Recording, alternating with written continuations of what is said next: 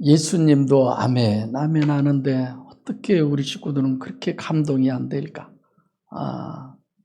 항상 아쉬움이 있어요. 여러분들을 향해서. 이렇게 사모함이 없을까? 이렇게 간절함이 없을까? 늘 그런 생각 있어요 하지만 너무 미지근하고 그런 부분을 접할 때 너무 아쉬워요. 왜 항상 이럴까? 제가 기도를 하면 제 기도를 듣고도 또 제 설교를 들으신 분들도 목사님은 너무 철학적이다. 좀 철학이 잘 뭔 줄도 모르는 사람한테 그러는데 기도할 때 또는 설교할 때 마음에 그런 느낌이 오고 감동이 와서 그런 내용들을 얘기하면서도 저도 많이 하나님이 내 기도를 도와주시는구나. 하나님이 설교도 도와주시는구나. 이런 생각을 늘 하게 돼요. 그래서 그 도우시는 하나님. 여러분들도 하나님이 내 귀에 이런 말씀을 들리게 하시는구나. 그렇게 아멘이 안 될까? 그렇게 은혜가 안 될까? 막 이런 생각이 되죠. 한 해가 이렇게 마무리돼 가니까 그런 생각을 제가 많이 하게 됩니다. 나스 들고 추수를 하러 간 농부가 밭에 곡식이 없어요. 열매가 없어요. 어떻게 해야 할까? 이런 생각이 늘 들죠. 성경에는 그런 존재를 어떻게 하려고 한다고요? 주인이 찍어버리라고 그러잖아요. 찍어 없애버리라고. 그래서 종이 또 하나님 앞에 간구하기를 아닙니다. 기회를 좀 더 주십시오. 제가 그러면 이렇게 하겠습니다. 이런 것. 상황에 대한 생각을 한 해가 마무리돼 가니까 하게 되고 또 여러분들도 제가 이렇게 합시다라고 하면 글쎄요. 저 뒤에 몇 명이나 오늘 기록을 하고 갈지 너 해라. 그까짓 것. 이런 생각으로 늘 여러분들이 대하잖아요.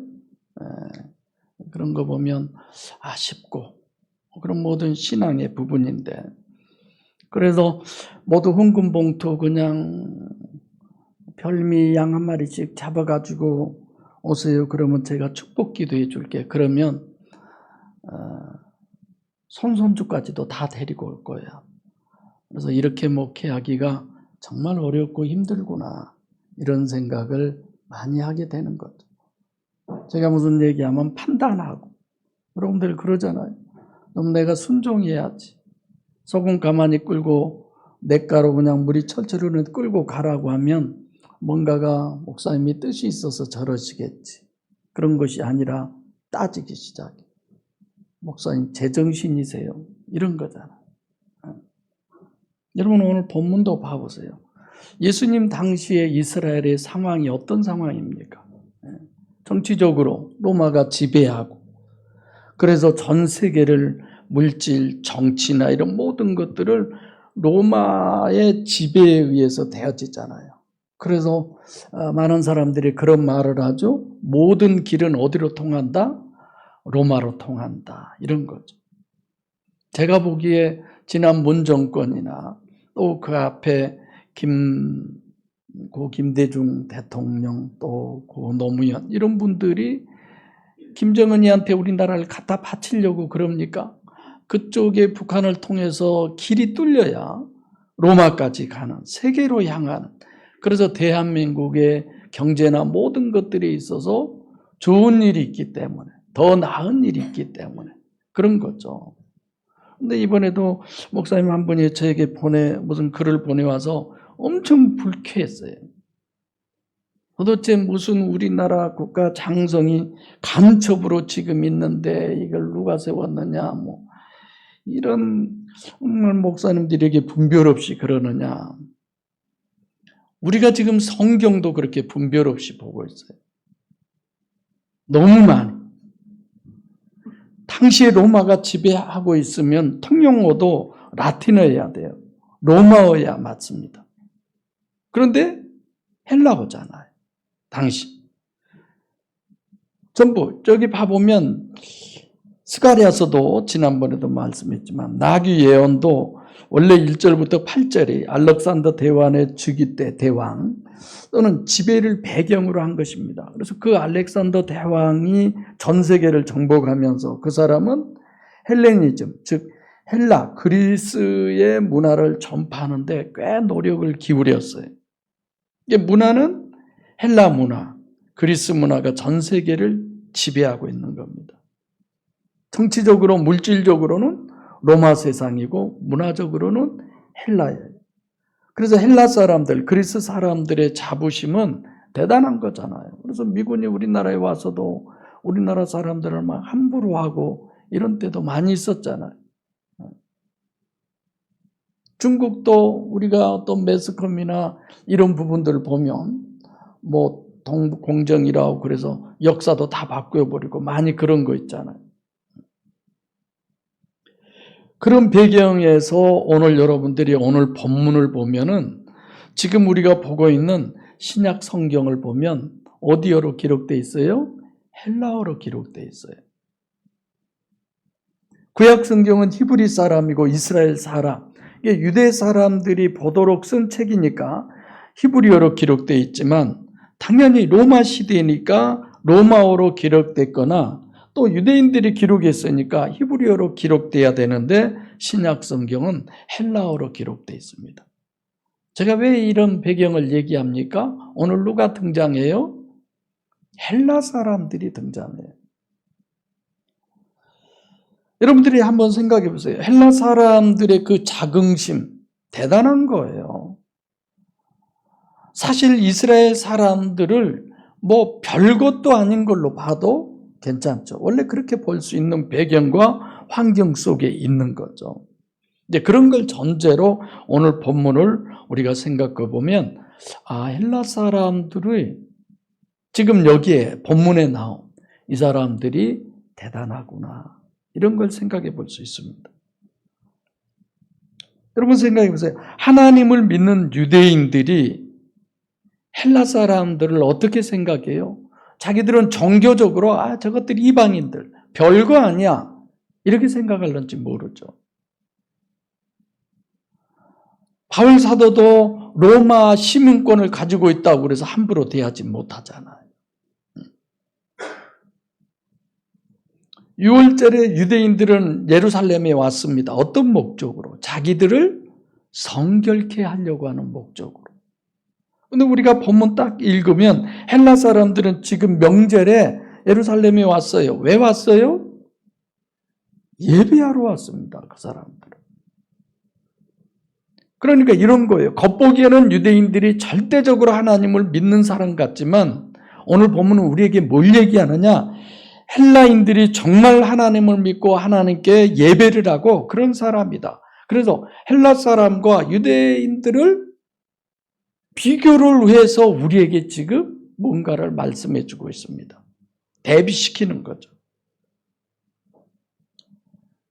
헬라인들이 보기에는 이방인이지만 실제로는 하나님을 믿는 하나님의 백성, 율신 신앙을 가진 사람들이고 유대인들은 보기에는 하나님의 백성으로 보이고 진짜 하나님을 잘 믿는 것 같지만 이들은 종교인이고 하나님을 믿는 사람이 아니다. 오히려 자기 자신에게 집중되어 있는 사람이다. 겉과 속이 전혀 다른 두 부류의 사람을 우리 앞에 지금 펼쳐놓고 주님은 우리에게 분별하라고 그러는 거죠. 명절에 예배하러 올라온 몇몇 헬라인의 목적이 뭐냐? 예수를 뵙고자 하는 게 목적이에요. 그렇죠? 그런데 예수를 뵙고자 해서 이들이 누구에게 갔습니까? 빌립에게 갔어요. 왜 빌립에게 갔을까요? 마치 그냥 어쩌다 찾아왔는데 만난 게 빌립일까요? 성경은 모든 것이 목적이 있어요. 우연이라는 것이 기록되어 있지 않습니다. 왜 12제자 중에 빌립이 있지? 이런 생각할 수 있잖아요. 우선 이 빌립이라고 하는 이름은 유대식 이름이 아니에요. 헬라식 이름이에요. 디모데 같은 경우도 그러잖아요. 뭐 어머니는 유대인이고 아버지는 그러니까 빌립 같은 사람도 그래요. 아버지가 유대인인지 어머니가 유대인인지 모르지만 유대인이나 헬라 사람 이런 부분이지 않을까. 유대인들은 이렇게 이름 짓지 않거든요. 그러니까 빌립이라고 하는 사람은 이렇게 헬라 사람이 주님을 뵈려고 제자들을 찾아온 중에 그만한 이유가 있다. 충분한 이유가. 그래서 납득이 되는 거죠. 그런데 이해 안 가는 부분들이 있어요. 이런 거죠. 빌립한테 헬라 사람들이 와서 내가 예수를 우리가 뵙기를 원한다라고 했을 때 빌립은 대뜸 그들을 예수님에게 데리고 가면 되잖아. 근데 누구에게 갑니까? 안드레에게 가는 거예요. 왜 안드레에게 갈까요? 자, 빌립은 요한복음 1장 44절에 갈릴리 베세다 사람이에요. 베드로와 안드레도 같은 동네 사람이에요. 같은 동네 사람이라 그랬을까요? 빌립은 예수님께 와서 직접 말씀을 왜 못 드렸느냐? 왜 못 드렸을까요? 헬라 사람들이 어떤 사람들이에요? 이방인들이에요. 그러잖아요. 이방인인 헬라 사람이 예수님을 뵙자고 그러는 거야. 당시에 이방인들을 사람 취급도 안 하는데 실제로는 종교적으로 사람 취급도 그런 정도지 실제로는 헬라 사람들이 대단하잖아요. 지배를 다 하고 있고. 그러니까 이런 거예요. 꺼리는 거야. 아니 저런 이방인이 돼가지고 감히 예수님을 배우려고 그래? 고민이 되는 거예요. 이걸 어떻게 하지? 이방인을 예수님께 데리고 가 말어. 그래서 안드레에게 가서 뭐래요? 의논을 하는 거예요. 데리고 가도 되겠느냐? 아니면 말아야 되느냐? 그런 거죠. 그러면 잠깐만 얘기하면 마태복음 15장 21절로 28절에 두로 지방에 이방인 여자가 하나 있죠. 딸이 귀신 들려서 그냥 죽을 지경인데 예수님에게 가서 좀 낫게 해달라고 그러죠. 예수님이 뭐라고 그래요? 이스라엘 집에 집에 양 외에는 다른 데로 보내심을 받은 적이 없다. 그리고 어떻게 자녀에게 줄 떡을 개에게 줄 수 있느냐? 개 취급하잖아요. 이런 걸 빌립이나 안드레 다 들은 사람들이에요. 참 베드로도 너무한 얘기지만 그러나 이 여인은 마가복음에 보면 스로보니게 여인이에요. 헬라 여자도. 근데 이방인이기 때문에 상종해서는 안 된다는 생각을 가지고 있죠. 요한복음 7장 35절에도 예수님께서 내가 가는데 너희들이 따라오지 못한다. 그러니까 그때 듣는 사람들이 뭐라고 그래요? 헬라인에 흩어져 있는 사람들한테 가서 복음을 전하나 보다. 우리는 이방인한테 안 가지만 예수님은 복음 전하러 어쩔 수 없이 가나 보다. 이렇게 이방인들을 꺼려하고 터부시하는 거죠. 그런 사람들이 그런 생각을 갖고 있는 빌립과 안드레에게 와서 빌립에게 와서 예수님을 뵙자고 합니다. 그러면서 빌립한테 와서 뭐라고 한 줄 아세요? 선생님이요. 여기 선생님이 아니에요. 원래 번역이 이렇게 돼 있었지 퀴리오스예요. 누구예요? 주요 하는 주요. 헬라인인 이 사람들이 유대인인 빌립을 주라고 그러는 거예요. 그러면서 예수님을 뵙겠다는 거예요. 빌립을 주라고 생각했을 때 예수님은 이들은 어떻게 볼 겁니까? 어떻게 본다고 생각하세요? 당연히 메시아로 보는 거죠. 그러잖아요. 그래서 이 헬라 사람의 예수관은 마태복음 3장 11절에 사람들이 자꾸 침례 요한을 메시아라고 하니까 침례 요한이 뭐라고 그래요? 내가 메시아가 아니다. 진짜 메시아는 내 뒤에 오시는 예수님이 메시아다. 나는 그의 신들매 풀기도 감당치 못한다. 그분의 신발끈 푸는 것도 나는 감당할 수 없다. 이런 얘기를 하잖아요. 복음서를 보면 예수를 메시아로 믿는 몇몇 안 되는 사람이 있어요. 최근에 복음서에 예수님을 메시아로 본 사람이 누구라고 그랬어요? 마르다와 마리아. 진짜 별로 없어요.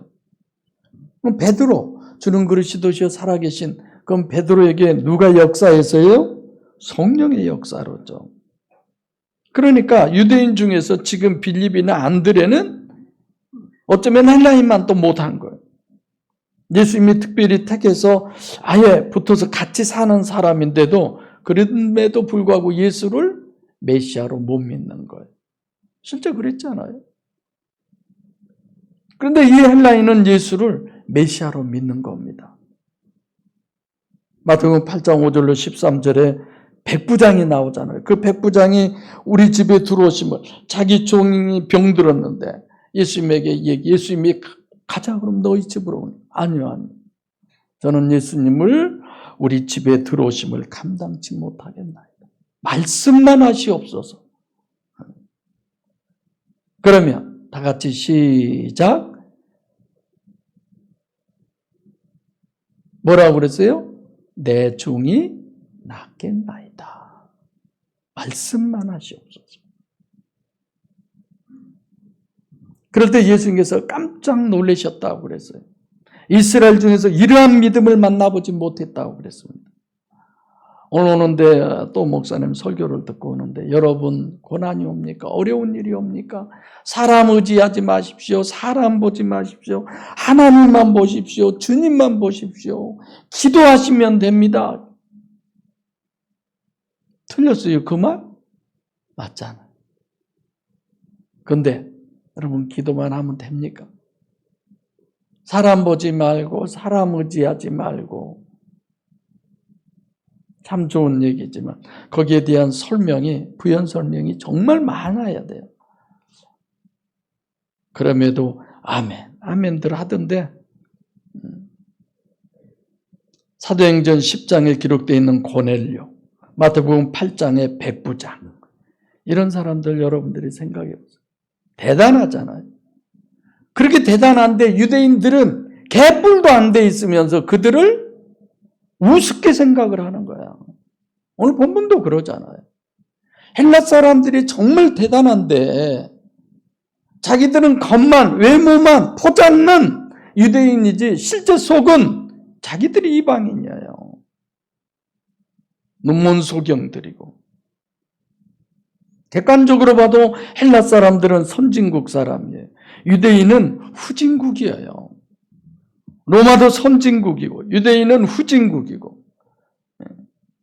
사도행전 23장 내가 바울사도 좀 전에 얘기했지만 신문할 때도 선진국 사람이라 함부로 못하잖아요. 선진국 헬라인인데 종교적으로는 유대인들이 이방인으로 생각해서 우습게 생각한 사람들이죠. 여러분, 저는 늘 그런 생각을 합니다.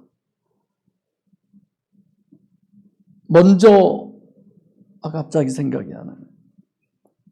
먼저 믿는 자가 나중되고 나중 믿는 자가 먼저 된다. 심각하게 생각하세요. 여러분들 신앙 정말 뜯어 고칠 부분이 있는 것 심각하게 생각하고 고쳐야 합니다. 그대로 괜찮은가 늘 기도해 보세요. 말씀에 비춰보세요. 내 신앙 이대로 괜찮은가. 한 해가 마무리 다 돼가는 이쯤에서 내 신앙 과연 괜찮은가. 이대로도 충분히 천국 갈 수 있을 만큼 돼 있는가. 아니야. 이건 아니야. 이런 건 없어요. 대충 그렇게 저렇게 살다 보니 12월 마지막에 왔습니까? 그런 건 아니잖아요. 그래서 오늘 본문이 중요한 것은 헬라인은 유일신 신앙을 가진 사람들입니다. 보기에는 이방인인데 실제로는 하나님의 백성. 유대인들은 보기에는 하나님의 백성인데 실제로는 전혀 하나님을 믿는 사람이 아니죠. 전체적인 부분을 봐도 그렇잖아요. 유대인이 무슨 하나님을 믿어요? 하나님을 하나님이 아니라고 십자가에 못 박혀 죽이는데. 유대인들은 어떤 생각을 하느냐? 그들은 단일체예요. 육체가 전부인 것으로 인간을 보는 것이 유대인이에요. 오늘날로 얘기하면 종교인이죠. 유대인들은 보기에는 하나님의 백성 같지만 실제로는 육체 우선이요 가시적 결과만이 전부인. 왜 이렇게 내가 얘기해요? 헬라인들을 겉만 보고 판단하는 거예요. 외모만 보고 판단하는 거예요. 중심을 볼 줄 몰라요. 그것이 다예요. 그러니까 저 지옥 갈 것들이 어떻게 감히 예수님을 만나러 와? 그건 안 되지. 이런 거죠. 헬라인이 예수님을 만나야 되는 그 속은 전혀 무시하고 있는 것입니다. 그래서 빌립과 안드레가 야, 저 이방인이 예수님을 주님을 만나자고 하는데 어떻게 하지? 그래서 빌립이 안드레와 의논을 하는 거예요. 헬라인은 겉으로는 이방인인데 속은 누구예요? 하나님의 백성이에요. 왜요? 명절에 하나님을 예배하러 온 사람들이잖아요. 유대인들은 자기들을 6월절에 뭘 하려고? 성결케 하려고. 왜 그렇게 성결케 해요? 죄 사함 받아서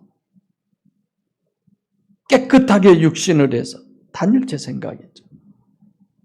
그래서 유대인들은 육체가 전부인 것으로 아는 아담 후손, 헬라인은 육체가 전부가 아니라 진짜는 마음이요 영이요 영혼인, 주체는 영혼이다, 이중체다.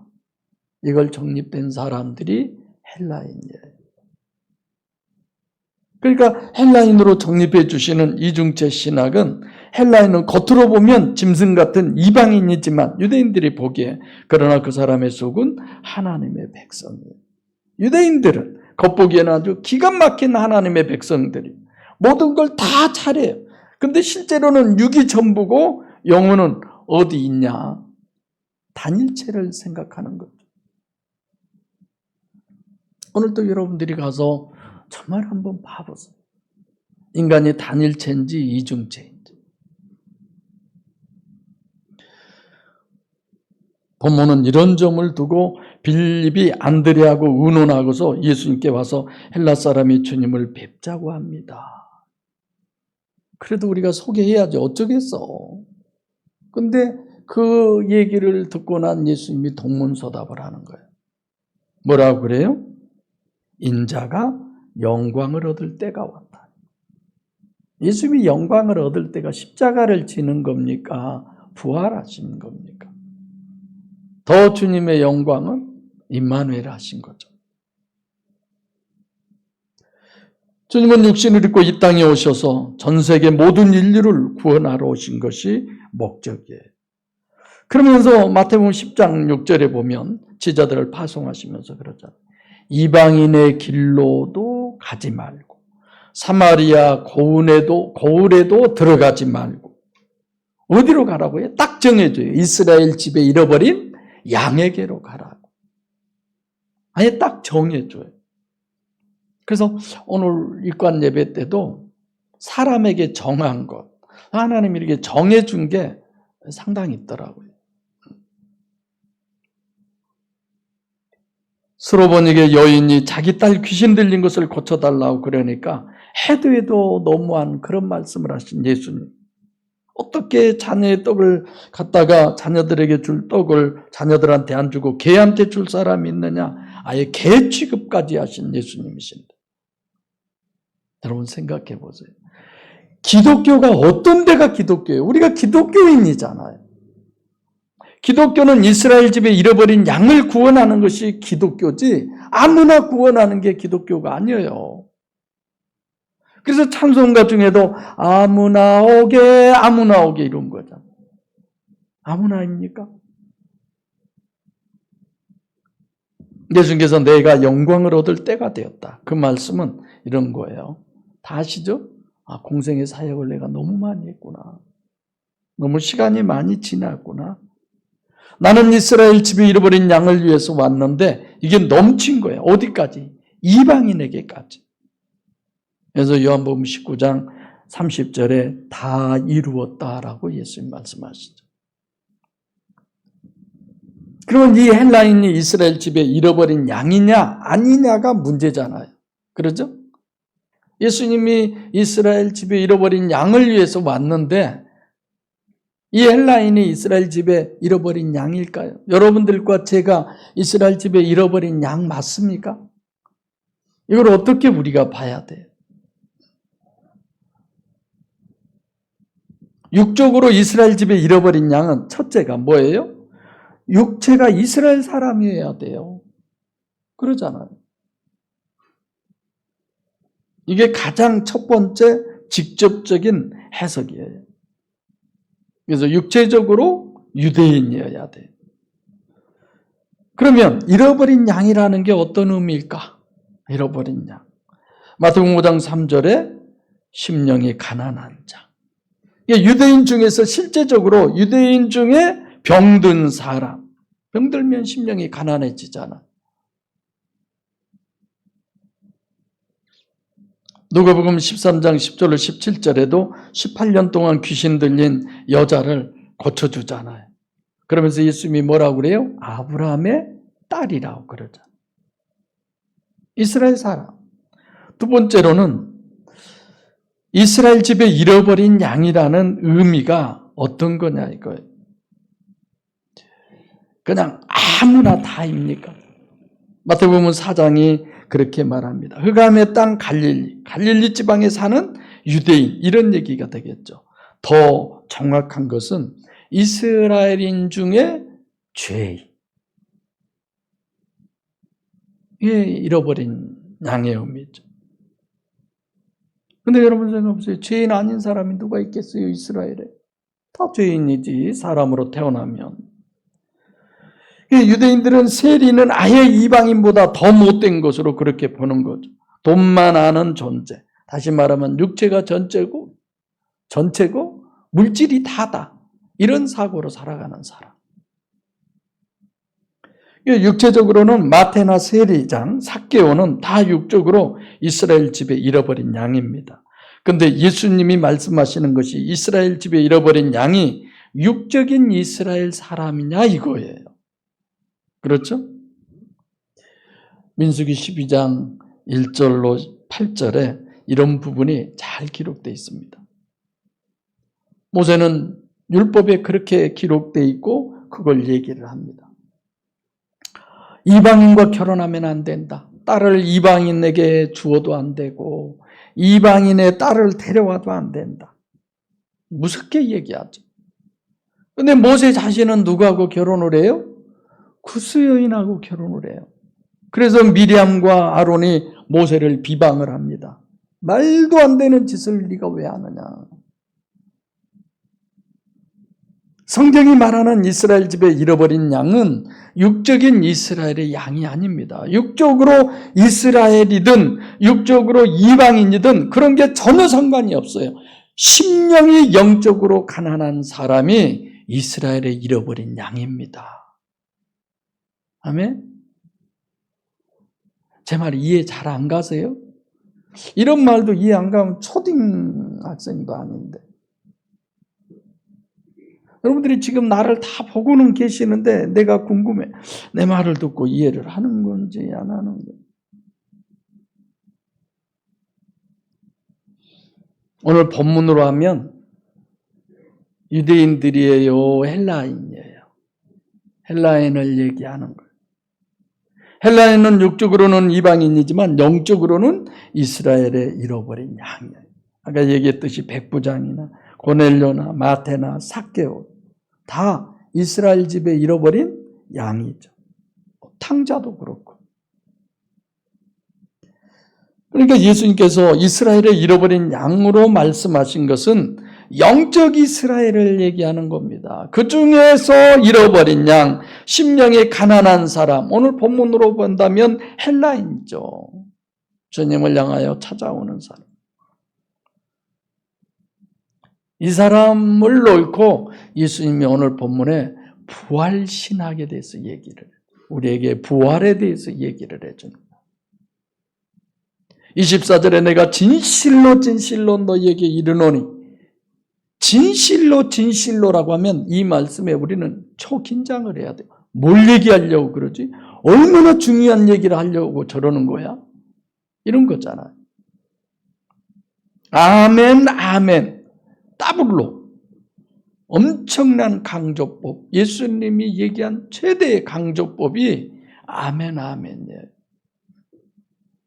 제일 먼저 미래 비유를 말씀하시는데 어떻게 말씀하시느냐? 한 알의 밀이에요. 왜 여러 알도 아니고 한 알일까요? 이건 파종을 얘기하잖아요, 지금. 그러니까 하나님의 밀이 땅에 떨어져 뭘 얘기하느냐? 주님이 육신을 입고 이 땅에 육신을 입고 오신 걸 지금 얘기하는 겁니다. 이거는 그냥 예수님과 상관없는 그런 얘기가 아니에요. 하나님의 밀이 땅에 떨어져 죽지 않으면 그럼 어떻게 죽어야 될까? 어떻게 하면 죽지 않을까? 이런 거잖아요.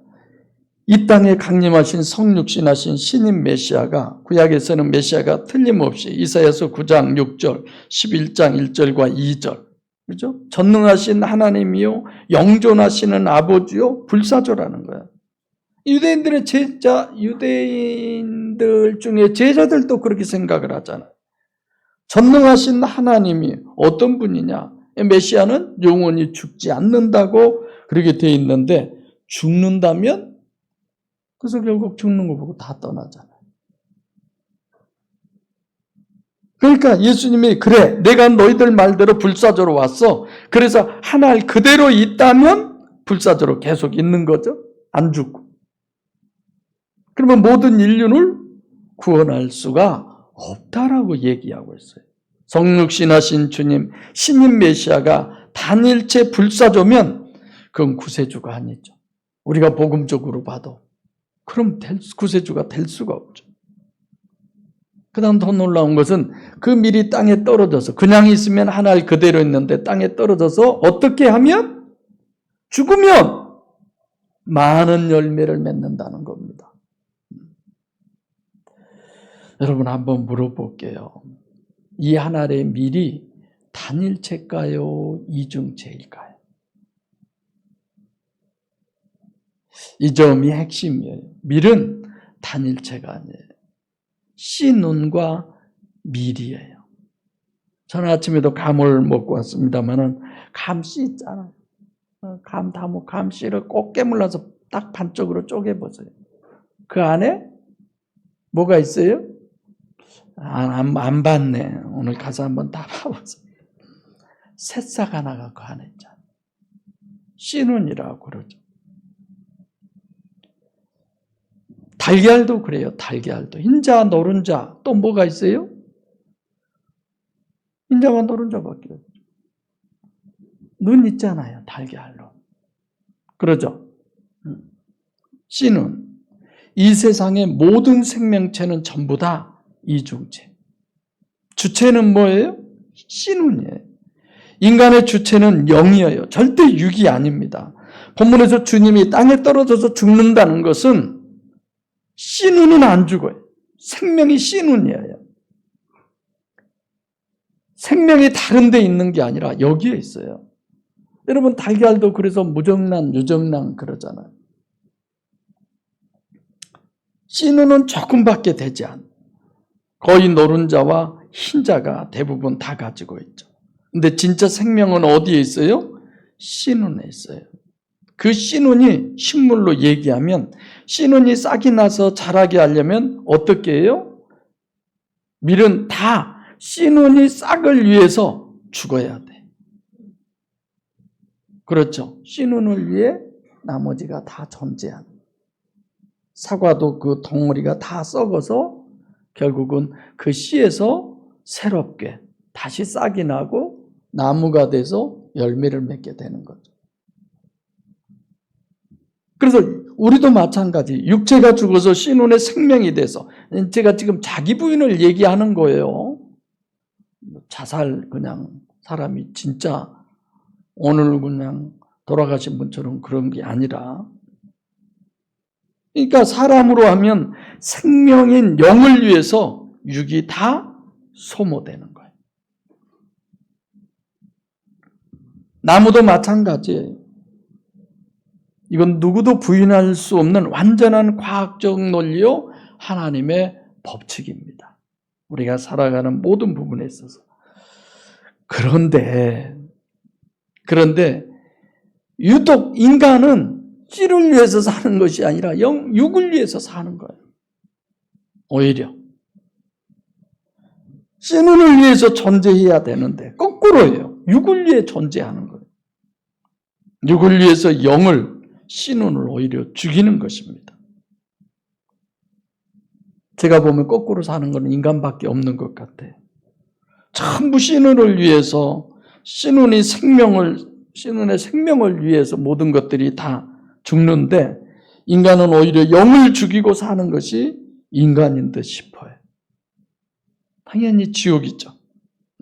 어떻게 그가 천국을 갈 수 있겠습니까? 그래서 25절에 아주 기가 막히게 정립을 해줘요. 이 세상에서 자기 생명을 사랑하는 사람, 생명, 푸스케. 이 세상에 있는 동안에 밀로 얘기하면 신운을 사랑해야지. 사람으로 하면 영을 사랑해야지. 영을 위해야지. 그런데 육을 사랑하는 거예요. 자기 생명이 육에 있지 않음에도 불구하고 단일체 인간관을 가지고 있는 거예요. 단일체 인간관을 가지고 있으면 당연히 육을 위해서 살고 육이 절대죠. 그런 거 아닙니까? 살다 죽으면 끝나는 거죠. 그걸로 종결이 돼버리고. 그래서 이 세상에서 자기 생명을 미워한다. 그 말은 썩어 없어질 거예요. 씨눈이 아닌 밀은 썩어 없어질 거예요. 밀이 썩어서 씨눈의 영양분이 돼야 돼요. 그것이 자랄 수 있도록. 자양분이 되는 거죠. 그래야 씨눈이 보존되는 겁니다. 이게 나 자신 아니잖아요. 옛날에 저도 어쩌면 저렇게 맨날 그 목사님 살아계세요. 왜 저렇게 틀리나 맨날. 그분은 30대였는데 나는 그래도 60대니까 좀 틀려도 이해되죠. 어떻게 교동문까지 바꿔서 읽어보니 참 어이없는데. 영이 나잖아요. 육이 아니잖아요. 오늘도 늘 우리가 그 세상을 보지 못하지만 그 세상을 본다면 우리의 신앙은 올바른 신앙이 아니에요. 크게 잘못돼요. 천국 가려고 예수 믿고 지옥 안 가려고 예수 믿잖아요. 목적이 달라져 버려요.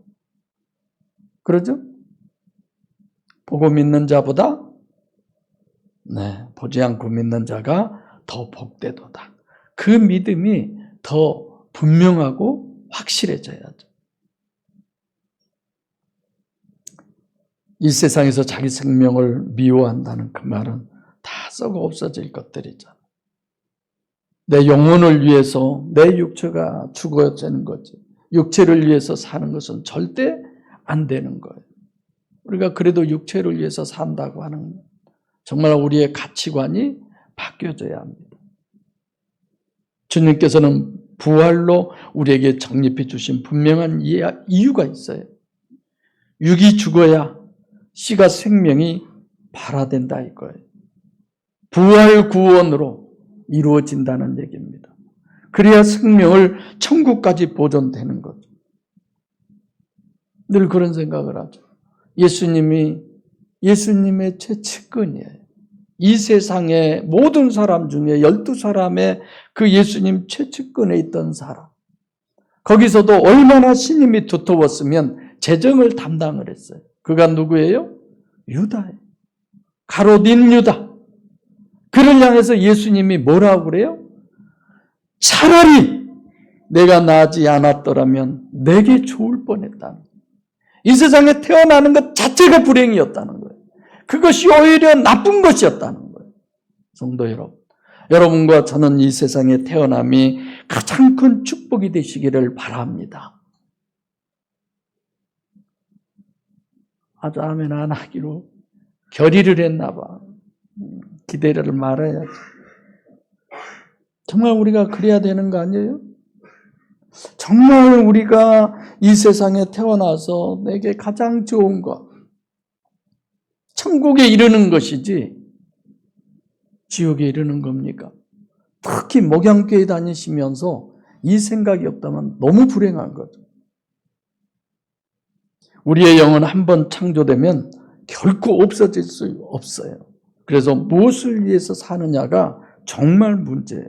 영생하도록 보존되려면, 천국 구원 받으려면 제일 첫 번째가 인간관, 단일체 인간관 가지고는 천국 못 갑니다. 내가 이중체의 인간관이야. 앱새 같은 육체 속에 황새인 영이 들어있는 존재야. 내 주체는 영이 나지 육이 아니야. 영이 나를 위해서 이 육에 또는 모든 것들을 소모하면서 우리가 살아가야지. 그것이 여러분들과 제가 살아갈 삶의 가치관이에요. 두 번째로는 천국 가려면 이 땅에서만 가능한 거예요. 기회는 육체 안에 있을 때만 가능해요. 육체 벗어나면 더 이상의 기회는 우리에게 없습니다. 있을 때 확실하게 우리는 해야 돼. 육체 안에 있을 때. 육체 떠나면 다시는 기회가 없는 거예요. 신눈으로 살기 위해서는, 신눈이 부활하기 위해서는 육이 부인되어져야 합니다. 육의 영양분을 빨아먹고 영은 자라는 거예요. 육이 죽는 만큼 영이 자라는 거예요.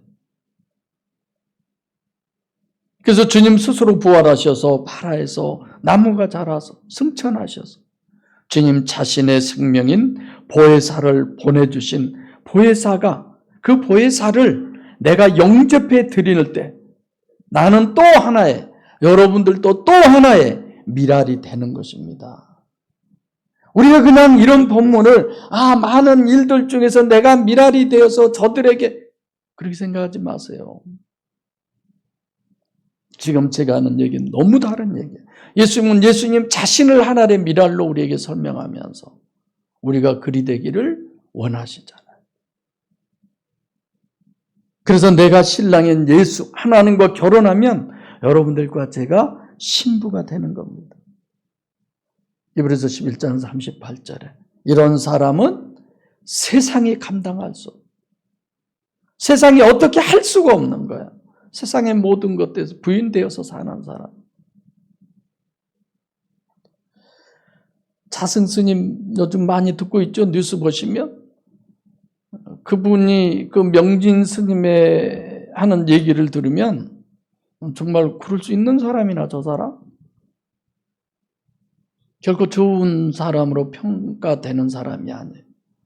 근데 자기 스스로 자기 몸을 태워서 부처님께 공양하는 거예요. 난 너무 우리 복음을 들었나 싶어요. 어쩌면 저럴 수가 있네. 아니, 여러분들 오늘 가서 또 자기 몸에 불지르지 마세요. 의미적으로 얘기하는 거죠. 대단하잖아요. 그게 실제라. 성도 여러분, 내 육신이 이제부터는 남은 삶 동안 내 영이요 생명을 위해서 내 육신을 죽이는 삶을 사시기를 바랍니다. 그것이 여러분들과 저의 기도예요. 내가 영을 위해서 살아야 되는데 내가 영은 생각지도 없고 육에 대해서만 더 채우고 더 늘 이런 것들에 내가 사로잡혀 있으니 주님 나를 긍휼히 여기셔서 내 영혼에 관심 있게 해주세요. 내 영혼이 주님이 생각한 만큼 나도 내 영혼을 귀하게 여기게 해주세요. 자기뿐만이 아니라 자기의 가족 뭐 다 있잖아. 주님처럼 부활의 생명으로 내가 거듭나기를 원합니다. 주님과 함께 그래서 승천하셔서 천국에서 영원히 주님과 함께 주님이 누리는 그 영광을 누리기를 원합니다. 주님, 그 믿음이 가장 큰 내가 되게 해주시고 목양교회가 되게 해주시고 한무교회가 되게 해주시고 이 기도가 여러분의 저의 기도가 되어서 이루어지시기를 소원합니다. 기도하겠습니다. 살아계신 아버지 하나님,